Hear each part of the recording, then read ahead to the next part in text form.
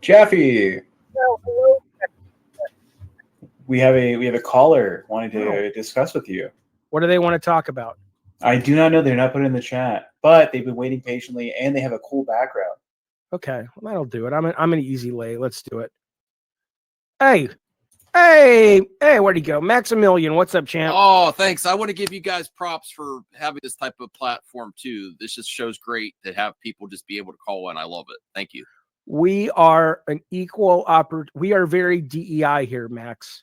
It's That's all fine with about me. the ESG, DE. I don't fucking know. I try to bring you some stuff that you might not be talking about because you focus a lot on games. Go. What do you got? I love games and movie talk. I love movies as well. But it's talking about creators. So right now there's news that the creator of Deadpool, you like the Deadpool series? Oh, I saw this story. Yeah, Rob Liefeld. I mean, I don't know him. Every interaction digitally I've had with the man, meaning I've seen him at various conventions.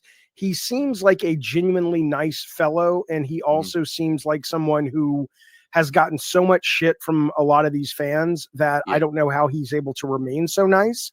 But yeah, he's the creator of Deadpool. He was one of the Image guys who left and started Image. He was one of the kind of the first real famous 90s era comic guys. Yeah, I'm familiar with him. Yeah. Okay. So I read the article. Yeah. And he is saying that he was invited to all these after parties for all these other movies, like all the way through Infinity War. And then Deadpool Wolverine, he's one of the biggest, he's a co-creator of Deadpool. So it's really important to him. So before the premiere, he sends an email to like the Disney promotion that's in charge of that, saying, I would like this. I would like to be the after. I would like some, also accommodations for creators, like they do for like the creators of Superman or Batman. Like Warner Brothers does it for creators, not just himself. Of course, he's got some self-interest there. And then after that, he feels like he got complete shade as far as when he was getting pictures at the premiere. He said those pictures were deleted when he asked for, copies of them, like, oh, we don't have them. And then all the other people there were invited to the after party, and he was not, where he was invited all the other times. And he feels like it's because he asked for creatives to be more rewarded, pay potentially in the credits for these movies, which they are there. And I kind of wanted to get your thoughts, because you are creative too, how you feel about, obviously a lot of these industries are huge IP driven now. They kind of care more about IP than people. They don't technically have to do nice things to the people. They've never, I mean, they're companies. They've never really cared about people to begin with, but right. So they act like they do, they virtue signal like they do. Oh, we care, but do they really? It's really about the IP and property, really. Okay. But I was going to, don't you think they don't have to do it technically because they own the rights now? But wouldn't you like a better relationship between these companies that own the IP and these they keep going forward, and the original creators, being one yourself with God of War? I don't care. For me, you don't care. For me personally, okay. I can't speak to this guy. Well, he cares. What's his name again? Rob Liefeld. Well, they even made a joke at his expense in the movie. Yeah, I don't know if it was at his expense, but it was. Didn't they name a shop after him or something? Yeah, because he can't draw feet well. Yes. Okay, there you go. I mean, I just. Look, okay, I am of the mind that you can negotiate what you're worth, okay? Mm-hmm. So would it be nice for these people to do that? Sure, it would be. But end of the day, there are people who work at companies that are nice, who want to treat other people nice just because they're good humans. Mm-hmm. And people who are they're just not really thinking about it. Like, people had a big brouhaha because there was never any phone call to T.C. Carson, who played Kratos in the first couple of God of Wars, when they replaced him with a different actor for mocap and all that. And there was a very logical reason why they replaced him. But there were a lot of people, in fact, maybe even T.C. Carson himself, feeling that he should have gotten called, blah, blah, blah. And, if I had been there, I would like to think I would have recognized the need to do that, and it would have been the right thing and the kind thing to do. But I don't think a lot of people just even thought about it, not because they're assholes. It was just like, they're just working, And so I think sometimes it's easy to feel like you've been slighted. In the case of Rob Liefeld, maybe he has been slighted, but it's hard for me to care all that much that he didn't get to go to an after party. I mean, really? You know, Well, I mean, it's a big celebration. He it's- flew in his whole family from out of town. He said it's all dumb. It's all Okay. dumb. I That's mean, and I hate okay. Again, as a human being, he is a fellow human being, Yeah. and I want him to be happy and feel good. And if that's important to him, awesome. But it's hard for me to relate to that only because I know, and I'm not trying to be negative to Hollywood or video games or anything like that, but all these people are. It's like, I mean, how many times did my agent tell me, "Oh, dude, I love you, man, I love you, man," Yeah. and I'm just going, "You don't fucking love me."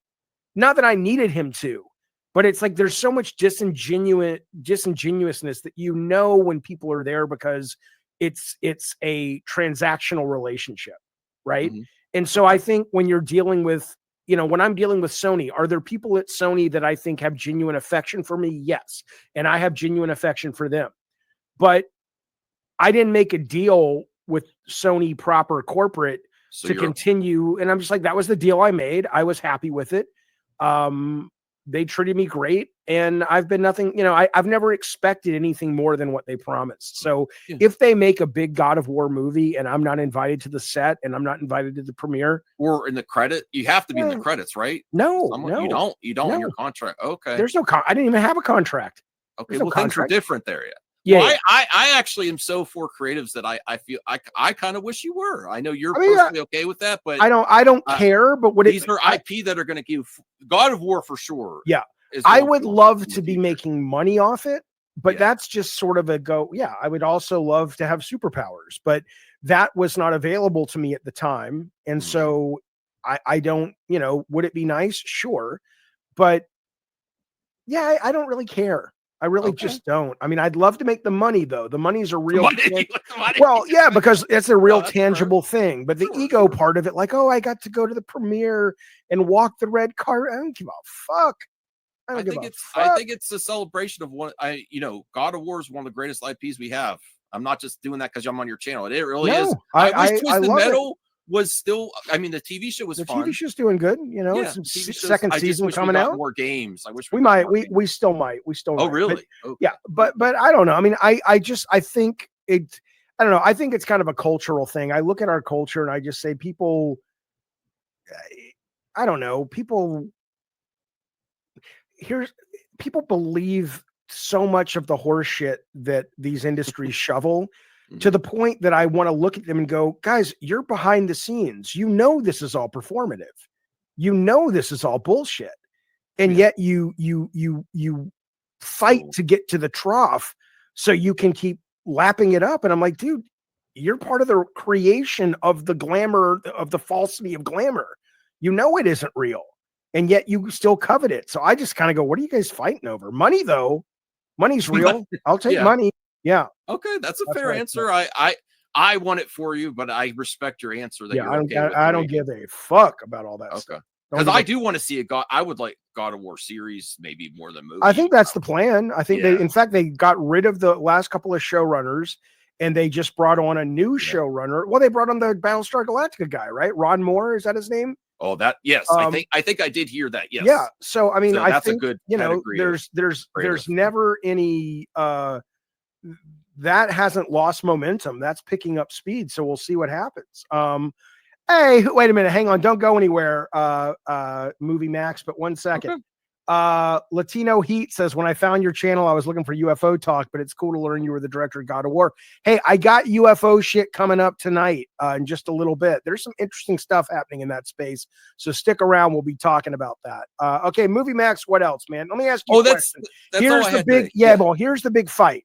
Yeah. Here's the big fight. The big fight is Fantastic Four versus Superman versus what's the other one coming up?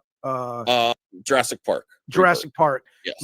The only one of those that I am dying to see in the theater is Superman. Because it feels like it's genuinely going to be, have a shot at being unique and different. Mm-hmm. The Fantastic Four trailer and the Jurassic Park trailer looked fine, but were you watching those going, oh my God, these are amazing? Or are you like, For yeah, Fantastic Four, yes, because really interesting. I Okay. even like the old pre-MCU Fantastic. Like Michael Chiklis as the Thing was perfect. Okay. Chris Evans as the Human Torch was perfect. I mean, the movies weren't perfect, but they were. I think they were fun. I've been waiting for a good Fantastic Four. I'm actually going to be. I have a channel too. I'm going to be talking about X-Men. So right after Fantastic Four, they're bringing in the X-Men, and they're actually casting that now. I'm so excited for the MCU, but I'm just as much a DC fan. But if I had to go for an order, I would say probably, because I've had a lot of great Superman movies, I would go Fantastic Four first, then Superman, and at the last Jurassic Park Rebirth would be. But I'm going to go through see all three. I'm not. I don't want one to succeed over the other. I'll be happy whoever wins. How old are you? How old are you? 42.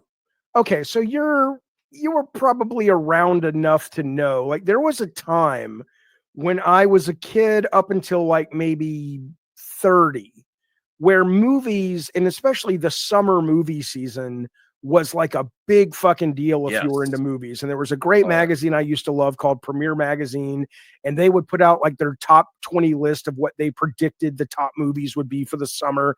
And now it kind of feels like there's so many big tentpole movies that hit all the time, and there's the TV shows that are big tentpole, that it doesn't have that kind of juice that it used to have. This July feels like it feels like a classic summer with Jurassic Park, Fantastic Four, and Superman. That's classic. So based on the budget, or not the budget, based on the box office, and I'm trying to think, what are the other big movies hitting in May and July? Are there any other mega ones? I think that, well, towards the end of the year is the other Wicked. Dune 3 isn't coming out for a while. I don't know. I have to. Hang on. Kevin says Mission Impossible is coming out. Mission Impossible. Oh man, the last mission was great, dude. That was a great movie. Really, I love the whole series up until then. I didn't feel like I'm a huge fan of the series, but hopefully this one brings me back. Okay, so what do you think is going to be, if you rank those in box office worldwide? You've got Mission Impossible, Jurassic Park, Fantastic Four, Superman. Give me 4-1 based on your thoughts.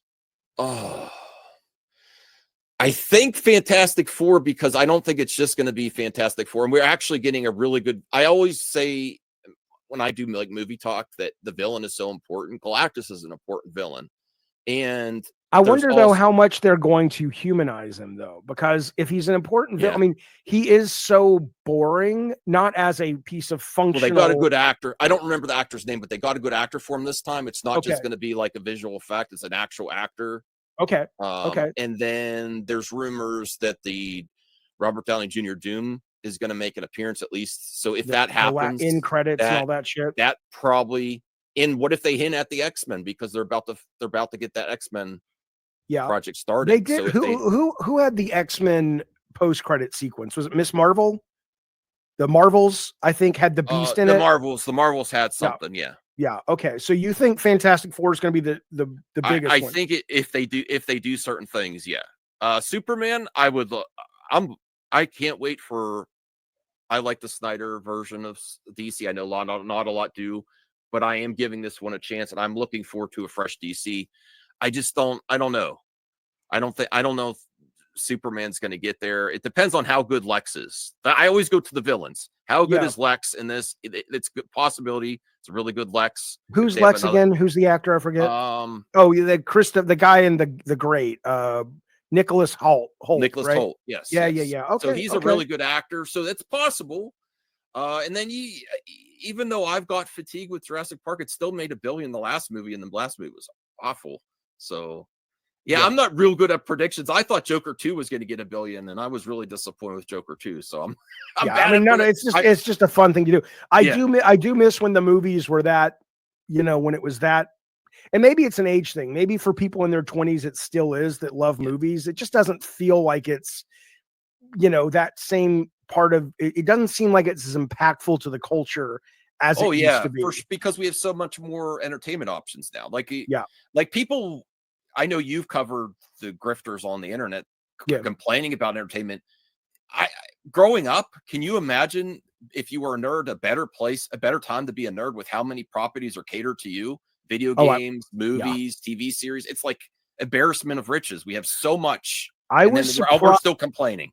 Well, I was surprised. I've talked about this before. I don't know if you were watching the show at the time, but someone published a letter from 1982 from a fanzine on Star Wars, and the husband and wife team that ran it were writing saying this is the last episode or issue of the fanzine because we saw Empire Strikes Back and it's absolute rubbish and it's not what Star Wars is about, and it lost I mean, it's amazing. It lost the magic of Star Wars, and I'm like, this has always been. It's just we're aware of it more now because of the internet. But I'm like, how can you imagine people walking out of the goddamn Empire Strikes Back and going, you thought that was terrible? That's the best one of the best movies ever made, let alone the best Star Wars movie. See, the problem is now, like, then you get a letter printed in, but now you get, with the age of social media, you get like that boys from like, yeah, it really sucks. Like, yeah.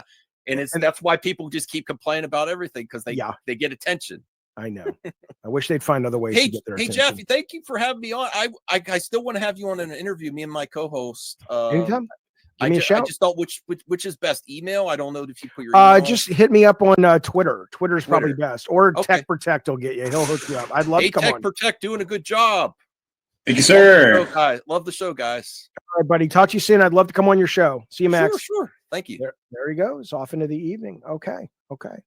Yeah, that's a good point. Rob O says there's no more Siskel and Ebert. They were a big deal. I don't know how Siskel and Ebert would do these days, just because there's so many